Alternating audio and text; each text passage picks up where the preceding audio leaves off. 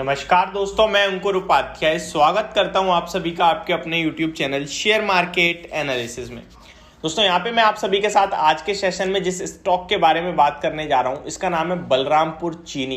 Company ने कल के सेशन में रिजल्ट्स डिस्कस करे, साथ ही साथ कहीं ना कहीं एक बायबैक की अनाउंसमेंट जो होनी थी वो भी करी है। अब समझना होगा कि ये कितना ज्यादा बेनिफिशियरी है इसके शेयर होल्डर्स के लिए और क्या आपको इस बायबैक से पहले खरीदारी करनी चाहिए या नहीं लेना चाहिए। तो चलिए दोस्तों इसी के बारे में बात करते हैं, वीडियो को आगे बढ़ाते हैं। लेकिन उससे पहले आप सभी से एक छोटी सी रिक्वेस्ट है, जो लोग चैनल पे पहली बार आए हैं वो प्लीज इसको सब्सक्राइब कर लीजिए, नोटिफिकेशन बेल आइकन दबा दीजिए ताकि मार्केट से रिलेटेड हर खबर आप तक पहुंचे सबसे पहले।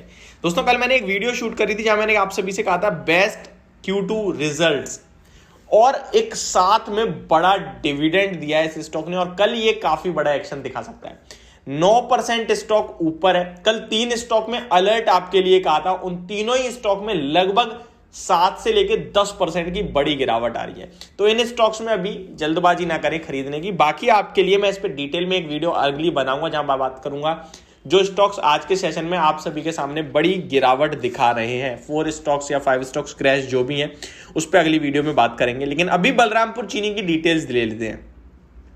325 रुपीज के लेवल्स पे स्टॉक अभी ट्रेड करता हुआ दिख रहा है। अगर इसके वॉल्यूम्स की बात करूं तो लगभग 30 लाख शेयर्स का इसमें ट्रेड हो चुका है ऑलरेडी। मैं आपके साथ एक चीज शेयर करना चाहूंगा, कंपनी ने जो बायबैक अनाउंस करा है वो टेंडर रूट से है, टेंडर से है। यानी कि ये आपको पहले ये पता होना चाहिए टेंडर क्या होता है और बायबैक क्या होता है। तो बायबैक होता है जब कंपनी अपने ही शेयर्स को खुद खरीदती है। ये 2 तरीके से खरीदती है, पहला ओपन मार्केट, दूसरा टेंडर मार्केट, टेंडर ऑफर के द्वारा।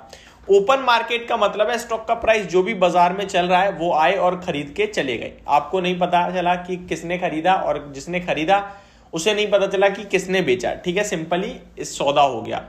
दूसरा होता है टेंडर ऑफर, जहां पे निवेशकों को डायरेक्ट फायदा होता है। लाइक बलरामपुर चीनी के केस में कंपनी ने जो प्राइस तय करा है वो है 360 रुपीज का। कंपनी का प्राइस 326 रुपीज पे है। कंपनी कह रही है कि 360 रुपए पर शेयर पे मैं आपसे अपनी कंपनी का शेयर खरीद रही हूं। तो जिसके पास भी बलरामपुर चीनी का शेयर है वो कहीं ना कहीं उन्हें कंपनी को डायरेक्ट 360 रुपीज के भाव पर बेच सकते हैं। अब अगर ऐसा होगा कि आपके पास शेयर है, आप सभी खरीद लोगे, सभी बिक जाएंगे तो बहुत अच्छी बात है, सबको बड़ा प्रॉफिट होगा। लेकिन ऐसा नहीं होता है।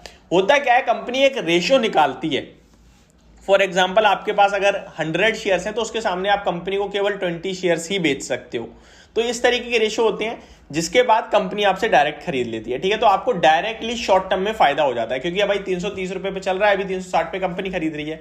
ये होता है टेंडर ऑफर। अब आते हैं कि क्या करना चाहिए इस स्टॉक के साथ। सबसे पहले मैं आपको इसके नंबर्स बताना चाहूंगा जो कि खराब दिख रहे हैं पूरी तरीके से। कंपनी फायदे से घाटे में आती हुई दिख रही है। लगभग 12 करोड़ के सामने कंपनी ने 28 करोड़ का नुकसान करा है इस बार। क्वार्टर ऑन क्वार्टर बेस पे, ईयर ऑन ईयर बेस पे बात करें तो 83 करोड़ के प्रॉफिट के सामने 28 करोड़ के लॉस में आ चुकी है कंपनी। तो नंबर्स तो खराब ही दिख रहे हैं कहीं ना कहीं। अभी मैं इसके बारे में कंपनी के जो बायबैक की डिटेल है वो देना चाहूंगा आप सभी को। Company approves up to rupees 1.45 billion share buyback at price not exceeding rupees 360 per equity share.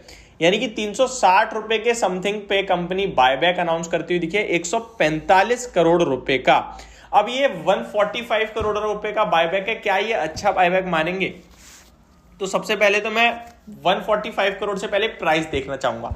360 rupees का लेवल्स पे बायबैक करा है, 325 पे चल रहा है, 10% की प्रीमियम। तो ये मुझे पहले तो प्राइस के अकॉर्डिंग बायबैक अच्छा नहीं लग रहा है क्योंकि 10% ना आपको बहुत सारे स्टॉक दे सकते हैं शॉर्ट टर्म में, और इतनी ज्यादा रिस्क करो और 10% के प्रीमियम के लिए मजा नहीं आएगा। तो बायबैक की कहीं ना कहीं जो ऊपरी लिमिट है वो छोटी रखी है।